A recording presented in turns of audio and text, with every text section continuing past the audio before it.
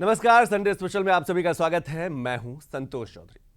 तो 27 साल का वनवास जो है वो बीजेपी ने खत्म कर लिया है। यानी कि 27 साल का जो सत्ता तक पहुंचने का इंतजार था वो जीत से नहीं, प्रचंड जीत से भारतीय जनता पार्टी ने खत्म किया है। लेकिन इस जीत के बाद, इस प्रचंड जीत के बाद दो चीजें और सामने आ रही है। एक तो संभावना और दूसरे कई तरीके के सवाल। संभावना ये कि डबल इंजन की सरकार क्या अब दिल्ली के विकास को और गति देगी? क्या दिल्ली कहा जा सकता है कि देश में सबसे विकसित शहर कहलाएगा? और सवाल यह कि अब आम आदमी पार्टी का क्या होगा? अरविंद केजरीवाल के हार की समीक्षा कैसी होगी? और इसके साथ साथ मनीष सिसोदिया जैसे जो बड़े चेहरे हैं उन्होंने उनका जो चुनाव है वो कैसे ये चुनाव हारे हैं? ये कई ऐसे सवाल हैं। और सवाल यह भी होगा कि अब क्या आम आदमी पार्टी में टूट बिखराव भी दिखाई पड़ेगा? इन्हीं सभी चीजों को समेटकर हम सबसे पहले अपनी एक रिपोर्ट देखते हैं, उसके बाद हम बात मिल्कीपुर की भी करेंगे। लेकिन सबसे पहले इस प्रचंड जीत पर एक सबसे बड़ी रिपोर्ट देख लेते हैं। कुछ जीतें उम्मीदें बांधती हैं, कुछ जय भरोसा दिलाते हैं, कुछ फतेह हौसला बढ़ाती है, लेकिन कुछ विजय ऐसी होती हैं जो पीढ़ियां बनाती हैं। दिल्ली में बीजेपी की बम्पर जीत महज सियासी नहीं है, बल्कि ये सामाजिक ताने बाने में कुछ हसरतों के सितारे टांगती है। जब दुनिया का सबसे लोकप्रिय नेता हजारों की भीड़ के सामने चेहरे पर गंभीरता ओढ़े भविष्य के साचे में उम्मीदों की मिट्टी को रोकता है, तो आने वाले कल का सूरज उगने का भरोसा हो जाता है।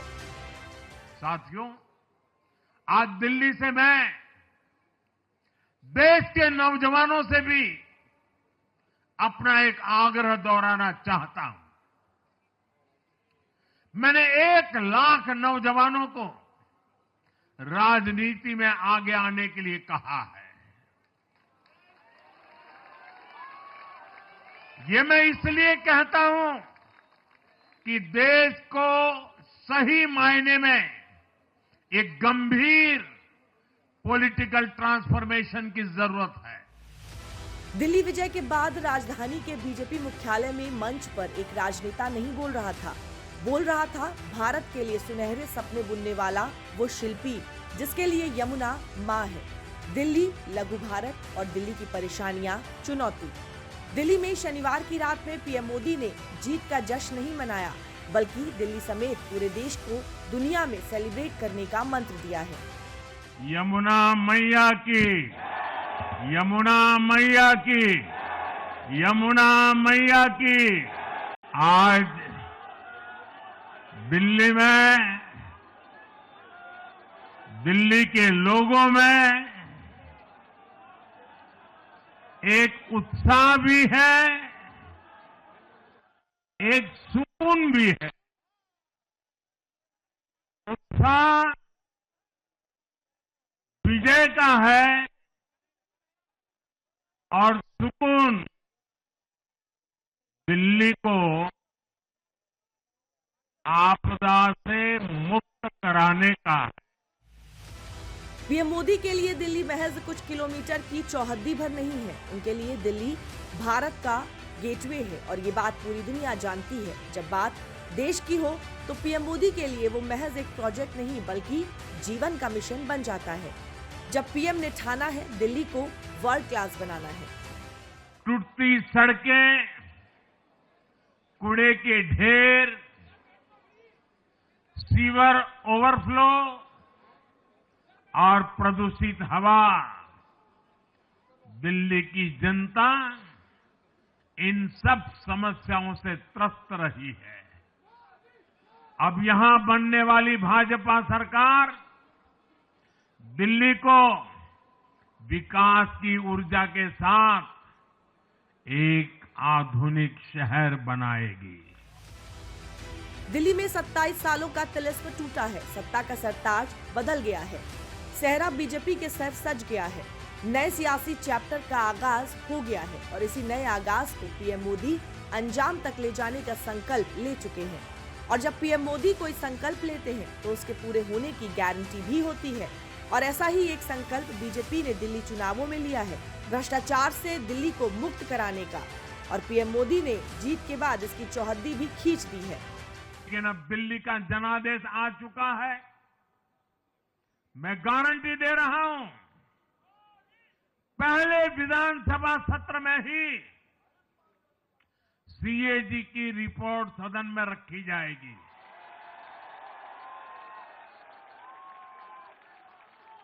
भ्रष्टाचार के हर तार की जांच होगी और जिसने भी लूटा है उसको लौटाना पड़ेगा। पीएम मोदी ने इशारा कर दिया है कि बीजेपी दिल्ली में चौथे गियर पर अपने विकास की गाड़ी दौड़ाने वाली है और संकल्प के हिसाब से उसका पहला वार भ्रष्टाचार पर ही होने वाला है। और बात जब भ्रष्टाचार की आती है तो सबसे पहले उंगली अरविंद केजरीवाल की तरफ उठती है। लिहाजा अब बीजेपी सत्ता में आ गई है तो केजरीवाल पर आने वाली मुश्किलें भी आहट देने लगी हैं। हालांकि जब बीजेपी जीती तो केजरीवाल ने बधाई देकर रस्म अदायगी निभाई जरूर है। दिल्ली के चुनाव के नतीजे आए हैं और जनता का जो भी निर्णय है, जनता का जो भी फैसला है, उसे हम पूरी विनम्रता के साथ स्वीकार करते हैं। जनता का निर्णय सर माथे पर। मैं भारतीय जनता पार्टी को इस जीत के लिए बहुत बहुत बधाई देता हूं। बीजेपी ने इस चुनाव में अपनी रणनीति से ऐसा तुरुप का इक्का चला कि केजरीवाल के फ्रीबीज वाले वादे से लेकर सहानुभूति बटोरने के सभी तरीके फ्लॉप साबित हुए। जनता ने एक तरफा बीजेपी को बहुमत देकर दिल्ली का मुस्तकबिल पार्टी को सौंप दिया। दिल्ली की 70 सीटों में बीजेपी को 47 सीटों पर जीत मिली है। वहीं आम आदमी पार्टी को 23 सीटों पर जीत मिली, जबकि कांग्रेस का खाता तक नहीं खुला।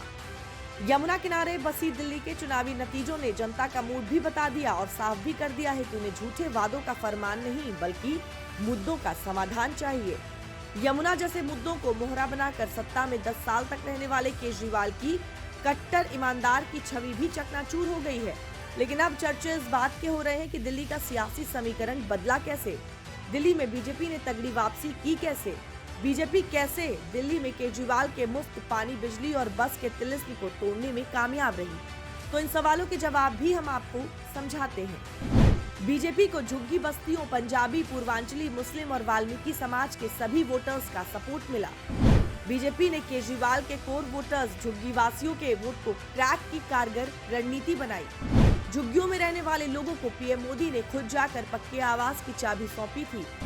बीजेपी ने झुग्गियों में रहने वाले लोगों को पक्के घर देने का वादा भी किया। दिल्ली में वाल्मीकि वोट इस बार बीजेपी को बड़े पैमाने पर मिले हैं। दिल्ली में 12 ऐसी सीटें हैं जहां मुस्लिम वोटर निर्णायक संख्या में हैं। इन सीटों पर आप और कांग्रेस के अलावा एआईएमआईएम ने भी अपने प्रत्याशी उतारे। लिहाजा इन सीटों पर समीकरण ऐसा बना कि फायदा बीजेपी को हुआ। उदाहरण के तौर पर मुस्तफाबाद सीट को देखें तो यहाँ बीजेपी को 43,000 से ज्यादा वोटों से जीत मिली। बीजेपी के चुनावी तरकश में ये एक ऐसा तीर भी था जिसका सफल इस्तेमाल बीजेपी कई चुनावों में करती आई है। चुनावी गुटबाजी, जातीय गोलाबंदी, क्षेत्रीय पहचान से पैदा होने वाली दिक्कतों से निपटने के लिए बीजेपी पिछले कुछ चुनावों में सीएम पद के उम्मीदवार की घोषणा नहीं करती आ रही है। यही कवायद पार्टी ने दिल्ली में भी जारी रखी और इसका नतीजा ये हुआ कि दिल्ली के बीजेपी के वोटर और समर्थक पूर्वांचली, पहाड़ी, पंजाबी में नहीं बटे। सभी वोटर ने एकमुश्त होकर बीजेपी को वोट किया। सीएम कैंडिडेट न होने से सवर्ण, दलित, ओबीसी जैसी गैर जरूरी बहस से बीजेपी बच गई। बीजेपी का सारा फोकस आपके नैरेटिव को फेल करने पर रहा और पार्टी इस फॉर्मूले में कामयाब भी रही। यही नहीं, बीजेपी ने अपने तरकश का एक और ऐसा तीर चलाया जो सीधा निशाने पर जा लगा। वो तीर थी 1 फरवरी को बजट में दी गई इनकम टैक्स में छूट। मोदी सरकार ने ऐलान किया कि 12 लाख की कमाई पर अब कोई इनकम टैक्स नहीं लगेगा। माना जा रहा है कि बस इसी ऐलान ने केजरीवाल की हार की पटकथा लिख दी।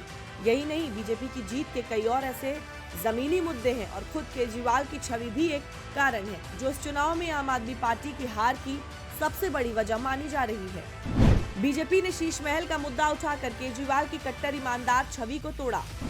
बीजेपी ने यमुना प्रदूषण पर जनता का नैरेटिव बदला। केजरीवाल ने कई चुनावों में यमुना को साफ बनाने का वादा किया पर ऐसा हुआ नहीं। बीजेपी ने साफ पानी जैसा जनता से सीधा जुड़ा मुद्दा उठाया जिस पर आम आदमी पार्टी फेल साबित हुई, क्योंकि भले ही आम आदमी पार्टी दिल्ली वालों को फ्री में पीने का पानी दे रही थी, लेकिन उस पीने वाले पानी के पीने लायक होने पर भी लगातार सवाल उठ रहे थे। केजरीवाल गंदे पानी पर दिल्ली वालों के गुस्से का जवाब कभी नहीं दे पाए। उल्टा यमुना की सफाई के मुद्दे पर हरियाणा और यूपी जैसे राज्यों पर आरोप लगाते रहे। दिल्ली के चुनावी नतीजे इस बात का भी सबूत है कि जनता केजरीवाल के सभी वादों और इरादों को नकार चुकी है। यही नहीं, जनता ने भ्रष्टाचार के मुद्दे पर भी केजरीवाल को आईना दिखाया है। बीजेपी को 50% से ज्यादा मिले वोट इस बात का तस्दीक है। 2020 में बीजेपी ने महज 8 सीटें जीती थी। अब 2025 में बीजेपी 6 गुना ज्यादा यानी 48 सीटें जीत चुकी है। पिछले चुनाव के मुकाबले बीजेपी की 39 सीटें बढ़ी। पिछले चुनाव के मुकाबले बीजेपी के वोट शेयर में 9% से ज्यादा का इजाफा हुआ। वहीं आपको 10% से ज्यादा का नुकसान हुआ है, जबकि इस बार भी कांग्रेस एक भी सीट नहीं जीत सकी। टूटती सड़कें, कूड़े के ढेर, सीवर ओवरफ्लो और प्रदूषित हवा, दिल्ली की जनता इन सब समस्याओं से त्रस्त रही है। अब यहां बनने वाली भाजपा सरकार दिल्ली को विकास की ऊर्जा के साथ एक आधुनिक शहर बनाएगी। दिल्ली के दिल में अब बीजेपी का कमल खिल गया है, झाड़ू की सफाई हो गई। दिल्ली चुनाव के नतीजों ने न सिर्फ आम आदमी पार्टी का दिल्ली चैप्टर क्लोज कर दिया है, बल्कि पार्टी के टॉप ऑर्डर पर सवालिया निशान भी छोड़ दिया है। आप इसका अंदाजा इस बात से भी लगाइए कि केजरीवाल खुद अपनी ही सीट नहीं बचा पाए। सिर्फ आतिशी को छोड़ दे तो आम आदमी पार्टी का टॉप ऑर्डर पूरी तरह ढेर हो गया है। अरविंद केजरीवाल 4089 वोट से हारे। जनता का जो भी निर्णय है, जनता का जो भी फैसला है, उसे हम पूरी विनम्रता के साथ स्वीकार करते हैं। मनीष सिसोदिया 675 वोट से हारे।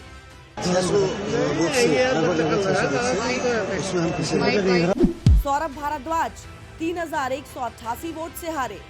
हम लोग दोबारा से जो है आगे आएंगे और हम सब जो बेस्ट कर सकते थे हमने बेस्ट किया। सत्येंद्र जैन 20,998 वोट से हारे। सोमनाथ भारती 2131 वोट से हारे। तो ना चुनाव की चिंता थी ना परिणाम की चिंता। दुर्गेश पाठक 1231 वोट से हारे।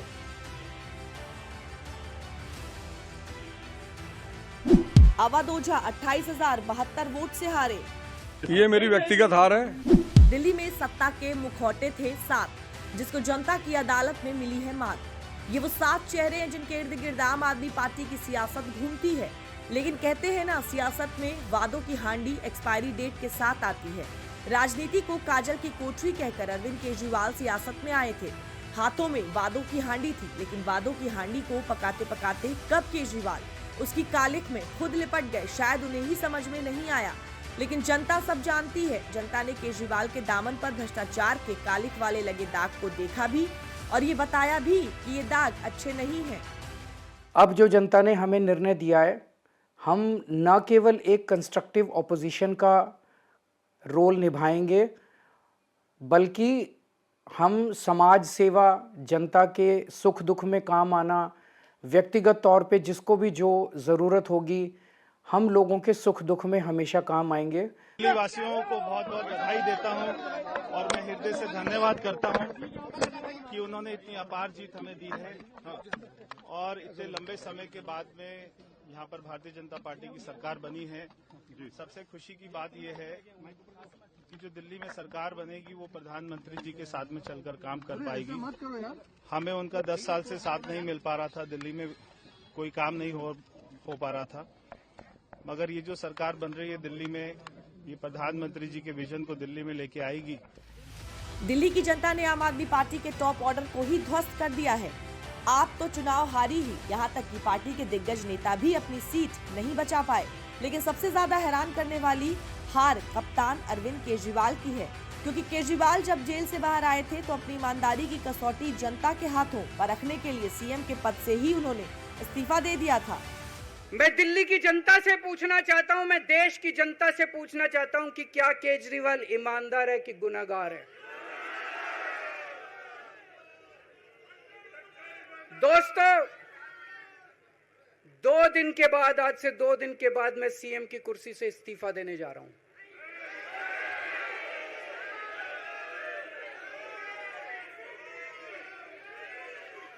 और मैं तब तक सीएम की कुर्सी पे नहीं बैठूंगा जब तक जनता अपना फैसला ना सुना दे। आज जनता की अदालत का वो फैसला भी आ ही गया। जनता के सामने ईमानदारी की कसौटी पर केजरीवाल खरे नहीं उतरे, ना ही खरे उतरे उनके बड़े योद्धा। आम आदमी पार्टी के ये वही 7 चेहरे हैं जो दिल्ली की सत्ता की दशा और दिशा तय करते थे। लेकिन किसको उम्मीदवार थी कि केजरीवाल के ये शेर ताश के पत्तों की तरह ढेर हो जाएंगे। इसे एंटी इनकम्बेंसी कहें या आम आदमी पार्टी के काम करने के तरीके से असहमति, लेकिन जनता ने तो केजरीवाल एंड कंपनी को सिरे से नकार दिया है। जंगपुरा की जंग में मनीष सिसोदिया भी हार गए। जंगपुरा विधानसभा का चुनाव हम सब कार्यकर्ताओं ने मिलकर बहुत मेहनत से लड़ा। जंगपुरा विधानसभा के लोगों ने भी बहुत प्यार मोहब्बत सम्मान दिया, लेकिन 600 वोट से लगभग 600 वोट से उसमें हम पीछे रह गए। तो मैं जो कैंडिडेट जीते हैं उनको बधाई देता हूं और उम्मीद करता हूं कि जंगपुरा की समस्याओं को वो हल करेंगे। जंगपुरा के लोगों की जितनी भी चीजें हैं उनको हल करेंगे। बाकी तो अब बाकी देखते हैं। अब आम आदमी पार्टी के उन बड़े चेहरों की हार के अंतर पर नजर डाल लेते हैं। नई दिल्ली सीट से अरविंद केजरीवाल को प्रवेश वर्मा ने 4089 वोटों के करीबी अंतर से हराया, तो जंगपुरा सीट से मनीष सिसोदिया को 675 सीटों से हार मिली। ग्रेटर कैलाश सीट पर सौरभ भारद्वाज 3188 वोट से हार गए। शकूर बस्ती से सत्येंद्र जैन 20,998 वोट से हार गए। मालवीय नगर सीट से सोमनाथ भारती को 2131 वोट से हार मिली। दुर्गेश पाठक राजेंद्र नगर से 1231 वोट से हारे हैं। वहीं पड़पड़गंज से अवध ओझा 28,072 वोट से हार गए। आम आदमी पार्टी के और ग्रेटर कैलाश में हमारे तमाम सपोर्टर्स, वॉलंटियर्स और डोनर्स जिन्होंने हमारे साथ कंधे से कंधा मिला के इतनी लंबी लड़ाई लड़ी, उनका बहुत शुक्रिया करना चाहूँगा और ये बताना चाहूँगा कि आप डरिएगा मत, आप हताश मत होइएगा। ये छोटी छोटी लड़ाइयाँ हम हारते हैं, बड़ी जंग जीती जाती है। Small battles are lost to win a bigger war. तो इसके अंदर कोई डरने की बात नहीं है। जैसा मैंने कई बार कहा कि जो बच्चा पूरे साल पढ़े ना एग्जाम की चिंता करता ना परिणाम की चिंता करता, उसी प्रकार से जिस प्रकार से मैंने परमात्मा स्वरूप मान के पूरे 5 साल सेवा किया, पिछले 11 साल से सेवा किया, तो ना चुनाव की चिंता थी ना परिणाम की चिंता। ये मेरी व्यक्तिगत हार है। मैं लोगों से कनेक्ट नहीं कर पाया, मेरे पास कम समय था। 1 महीने में मैं जितने लोगों से कनेक्ट कर पाया उतना वोट मुझे मिला, तो ये मेरी व्यक्तिगत हार है। कहते हैं जो पेड़ अपनी जड़ों से जुड़ा रहता है उसके सूखने का डर कम रहता है। अरविंद केजरीवाल के भी साथ कुछ ऐसे साथी रहे जिनको आम आदमी पार्टी की जड़ कहा जाए तो गलत नहीं होगा। वो नाम है इंडिया अगेंस्ट करप्शन मूवमेंट में अरविंद केजरीवाल के साथ रहे अन्ना हजारे और कुमार विश्वास का। अन्ना हजारे भले ही आम आदमी पार्टी के फाउंडिंग मेंबर में नहीं रहे हैं, लेकिन केजरीवाल समेत आप नेताओं को अन्ना आंदोलन के दौरान अपने अनुभवों से सींचा है। वहीं कुमार विश्वास की बात करें तो वो पार्टी के फाउंडिंग मेंबर का भी हिस्सा रह चुके हैं, लेकिन दोनों को केजरीवाल से मायूसी ही हाथ लगी है। लिहाजा जब आज दिल्ली चुनाव के नतीजे आए तो इन दोनों के स्वर भी मुखर दिखे। सबसे पहले तो भारतीय जनता पार्टी के लोगों को जीत मिली है, उन्हें बधाई, और आशा करता हूं कि जो जनादेश दिल्ली की जनता ने उन्हें दिया है उसकी वो प्रतिपूर्ति करेंगे और वे सब आम आदमी पार्टी के लाखों करोड़ों कार्यकर्ता जो अन्ना आंदोलन से आए, जिनके बहुत ही निश्चल, निष्पाप और बड़े भारत की राजनीति को बदलने के सपने की हत्या एक निर्लज्ज, नीच, मित्रहंता, आत्ममुग्ध और चरित्रहीन व्यक्ति ने की, उसके प्रति तो क्या संवेदना। दिल्ली को उससे मुक्ति मिली। मैं पहले से बताता कि चुनाव लड़ते समय उम्मीदवार का आचार शुद्ध होना, विचार शुद्ध होना, जीवन निष्कलंक होना, जीवन में त्याग होना और अपमान पीने की शक्ति होना, ये गुण अगर उम्मीदवार में है तो मतदारों को विश्वास आता है कि हमारे लिए कुछ करने वाला है। यही नहीं, ये दिल्ली कई सियासी मिथक के लिए बड़ा हथियार बन के उभरा है। कहा जाता है कि बीजेपी को मुस्लिम समुदाय के लोग वोट नहीं देते थे। ये मिथक भी इस दिल्ली चुनाव ने तोड़ दिया है और सवाल केजरीवाल के कोर वोटर्स पर खड़े कर दिए हैं। कोर वोटर्स टूटे, केजरीवाल से मुस्लिम वोटर्स भी रूठे। बीजेपी के चुनावी तरकश में इस बार दिल्ली को साधने वाला हर वो तीर था जो इस बार तकरीबन हर सही ठिकाने पर लगा है। दिल्ली में न सिर्फ बीजेपी ने 27 सालों के तिलिस्म को तोड़ा है, बल्कि कई विपक्षी दलों का ये भ्रम भी तोड़ दिया कि मुस्लिम वोटर्स बीजेपी को वोट नहीं करते हैं। दिल्ली के आए नतीजे इस बात की तस्दीक है कि मुस्लिम वोटर्स न सिर्फ बीजेपी को वोट करते हैं बल्कि जीत की चाबी भी बन जाते हैं। दिल्ली में 12 ऐसी सीटें हैं जहां मुस्लिम वोटर निर्णायक संख्या में हैं। इन 12 सीटों में से बीजेपी को 3 सीटों पर बड़ी जीत मिली है। इसमें सबसे ज्यादा चर्चा मुस्तफाबाद विधानसभा सीट की हो रही है। बीजेपी ने इस मुस्लिम बाहुल्य सीट पर 17,500 से ज्यादा वोटों से जीत दर्ज की। दिल्ली के इस चुनाव में सभी की निगाहें मुस्लिम बहुल सीटों पर लगी हुई थी। दिल्ली में 13% मुस्लिम वोटर्स हैं और 5 सीटों पर लगातार मुस्लिम विधायक चुने जाते रहे हैं, लेकिन इस बार ये परंपरा बीजेपी ने तोड़ दी है। इस बार सिर्फ 4 सीट से ही मुस्लिम विधायक चुनकर विधानसभा जाएंगे, क्योंकि मुस्तफाबाद विधानसभा सीट पर बीजेपी का गैर मुस्लिम प्रत्याशी चुनाव जीता है। मुस्तफाबाद सीट आम आदमी पार्टी की गढ़ मानी जाने वाली सीट है, जहां करीब 35% मुस्लिम वोटर हैं। आपने मुस्लिम प्रत्याशी अदील अहमद खान को मैदान में भी उतारा, लेकिन आम आदमी पार्टी का ये पैतरा काम न आया। बीजेपी प्रत्याशी मोहन सिंह बिष्ट ने आपके अदील अहमद खान को 17,578 वोटों से हरा दिया। दिल्ली में जो कुल 12 मुस्लिम बाहुल्य सीटें हैं, 2020 के चुनाव में इनमें से महज एक सीट पर ही बीजेपी को जीत मिली थी, लेकिन इस बार के चुनाव में ये तिलिस्म भी टूट गया। अब की बार बीजेपी ने कुल 3 मुस्लिम बाहुल्य वोटर्स वाली सीटें जीती हैं। गांधीनगर, मुस्तफाबाद और संगम विहार सीट पर बीजेपी ने जीत दर्ज की, जबकि सीलमपुर, मटिया महल, बल्ली मारन, ओखला, किराड़ी, बाबरपुर, चांदनी चौक, गोकुलपुरी और सीमापुरी की सीट पर आम आदमी पार्टी ने जीत दर्ज की है। मुस्लिम बाहुल्य सीटों पर बीजेपी को मिली जीत ने ये भी साबित कर दिया कि जनता के बीच कोई धर्म के नाम पर ऐसा विरोध नहीं है जो बीजेपी पर सवाल खड़े करे, बल्कि सवाल अब विपक्षी दलों से पूछे जाएंगे कि वो किसके दम पर ये कहते हैं कि मुस्लिम लोग बीजेपी को वोट नहीं करते। हालांकि इसके पीछे बीजेपी की अपनी रणनीति भी मानी जाती है।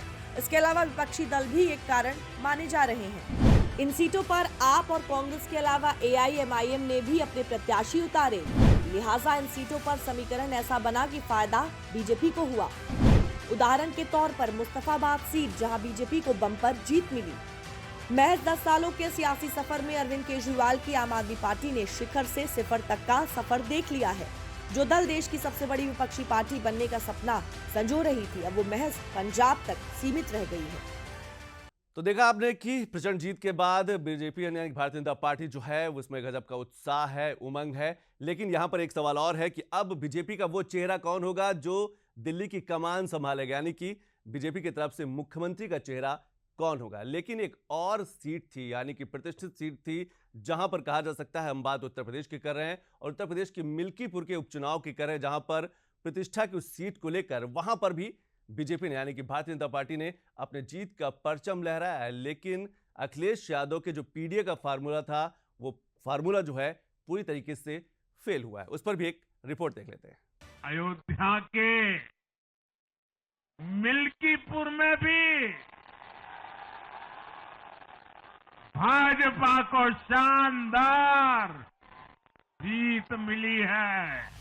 दिल्ली की जनता ने पीएम मोदी के वादों पर मुहर लगाई तो बीजेपी ने जीत का परचम लहराया, और जब यूपी में सीएम योगी ने कमान संभाली तो मिल्कीपुर की जनता ने इतिहास बनाया है।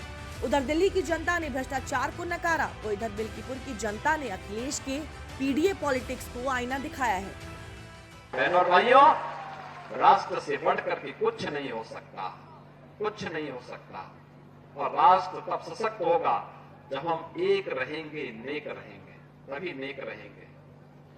बटेंगे तो कटेंगे।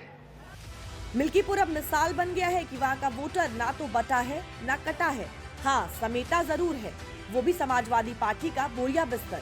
फैजाबाद की जनता ने अयोध्या का हिसाब मिल्कीपुर में बराबर कर दिया है और ये हिसाब इतिहास में सालों साल, दशकों दशक याद किया जाएगा। उत्तर प्रदेश की अयोध्या जनपद की मिल्कीपुर विधानसभा उपचुनाव का परिणाम झूठ एवं लूट की राजनीति पर पूर्ण विराम का स्पष्ट संकेत कर रही है।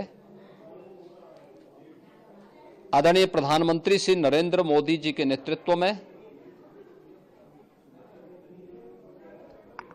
सेवा, सुरक्षा, सुशासन और लोक कल्याणकारी जो कार्य पिछले 11 वर्षों से निरंतर चल रहे हैं,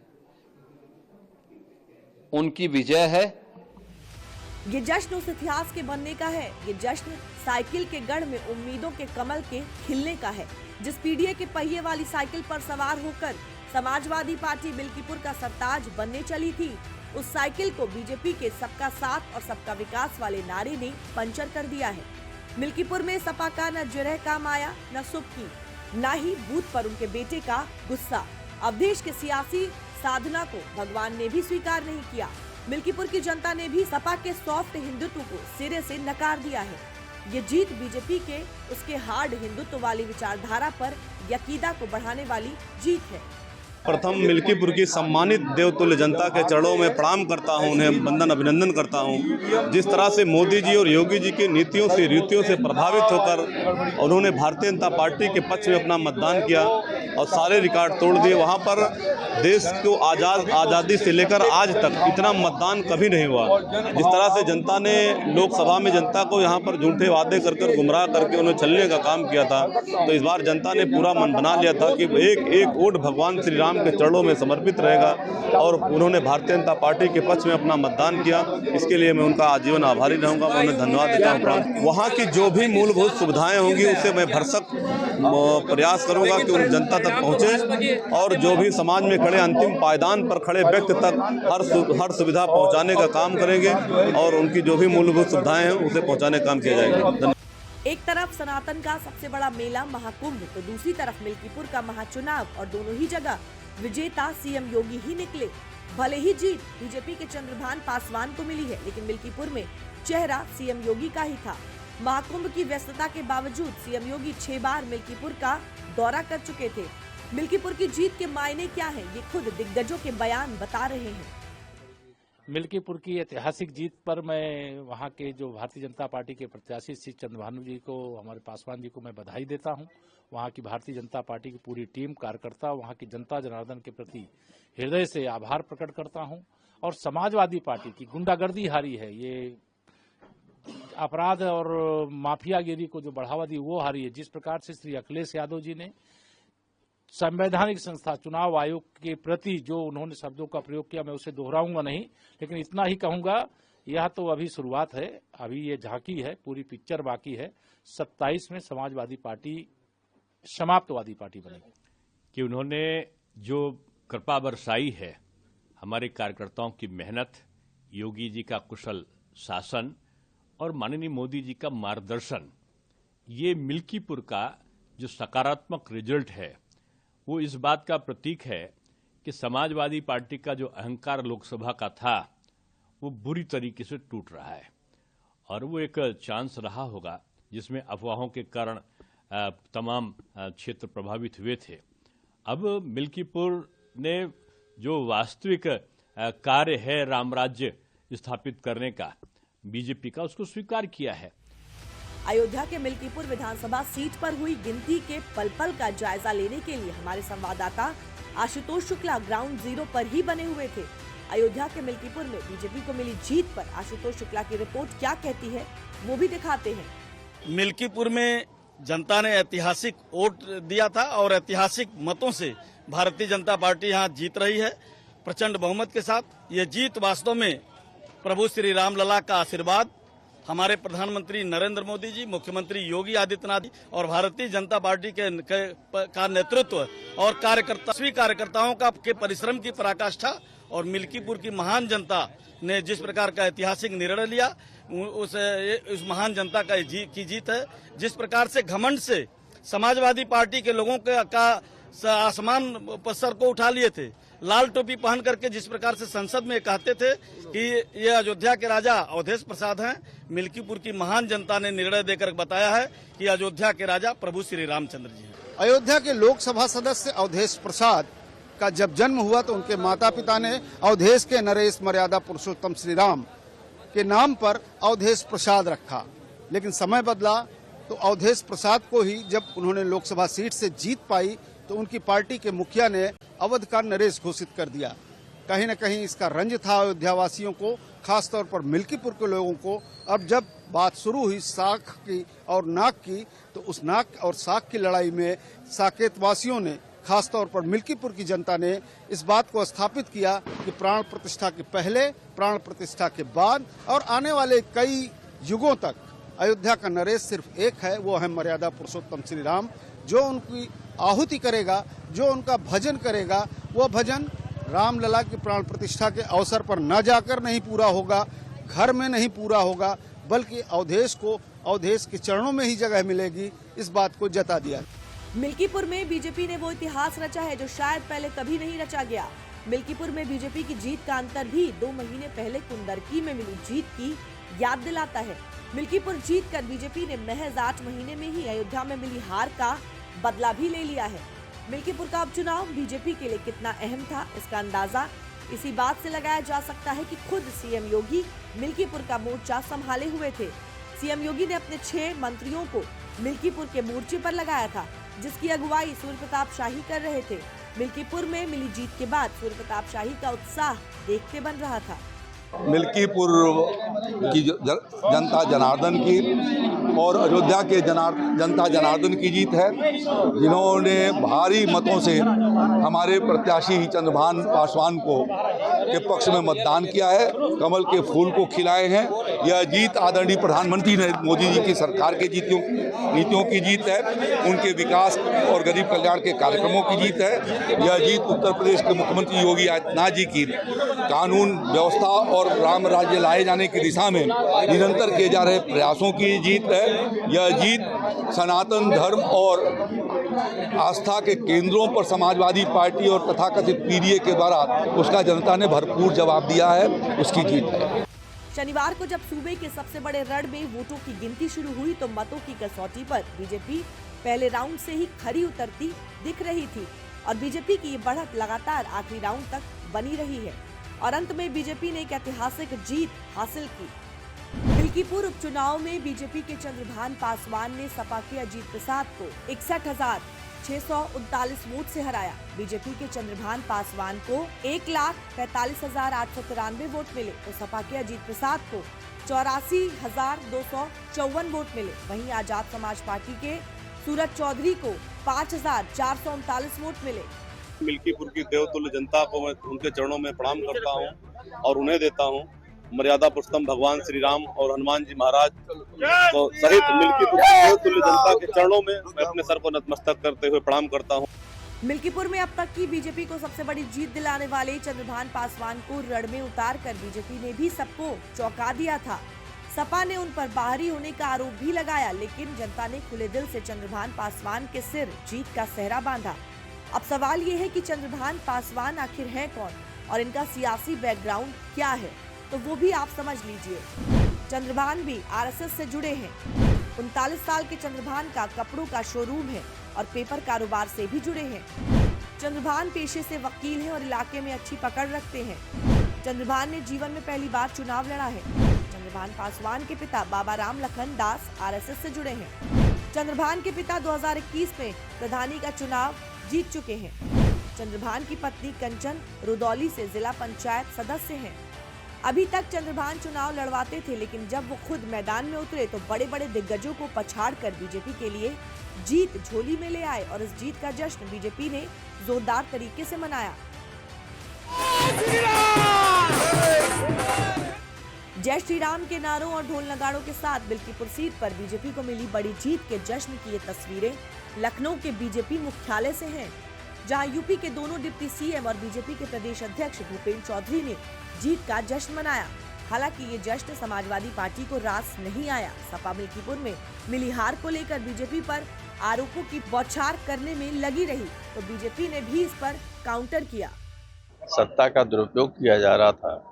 जिस तरह से इलेक्शन कमीशन जीरो हो गया था तो हम लोग तो पहले ही से जानते थे, इसीलिए पार्लियामेंट में इन लोगों ने इलेक्शन कमीशन का कफन डाल दिया था। जब वो कुछ भी किसी जो गड़बड़ी हो रही हो इसका नोटिस कमीशन ले तो कोई किसी को भी वोट डाल सकता है, बूथ कैप्चर कर सकता है, पुलिस के जरिए लोगों को खदेड़ सकता है बूथ से। यही हुआ। ये कहीं ना कहीं समाजवादी पार्टी के लोग ये जनादेश का अपमान कर रहे हैं। इसी ईवीएम के, इसी पुलिस प्रशासन के आधार पर अभी लोकसभा के चुनाव हुए और लोकसभा के चुनावों में जिस प्रकार के परिणाम आए वो सब जानते हैं। लेकिन मैं एक मजबूत और एक जिम्मेवार राजनीतिक दल के कार्यकर्ता होने के नाते सभी विपक्ष के लोगों से अपील करता हूं कि जनादेश का सम्मान करें। लोकतंत्र में जनता का निर्णय अंतिम है और जनता ने अपना निर्णय सुनाया है और निश्चित रूप से उसे सबको स्वीकार करना चाहिए। मिल्कीपुर की जीत महज उपचुनाव की एक सीट पर मिली जीत नहीं है, बल्कि बीजेपी की विचारधारा पर जनता के स्वीकार्यता की मुहर है। ये जीत यूपी की सियासत में वो लंबी लकीर है जिसको सपा के लिए मिटाना भी मुश्किल है, वैसी ही लकीर बनाना भी। इस जीत में बीजेपी के लिए 2027 के लिए मनोवैज्ञानिक बढ़त है। इस जीत में नया नैरेटिव है, वो नैरेटिव सपा के लिए मुसीबत है। तो आज के एपिसोड में हमने जहां पर भारतीय जनता पार्टी की दिल्ली में जो प्रचंड जीत हुई उस पर विस्तार से आपको रिपोर्ट दिखाई, लेकिन साथ ही साथ मिल्कीपुर में ऐतिहासिक जीत हुई और मिल्कीपुर की ये जीत जो है 2027 को लेकर एक बड़ा संदेश भी दे रही है। तो आज बस इतना ही। नमस्कार।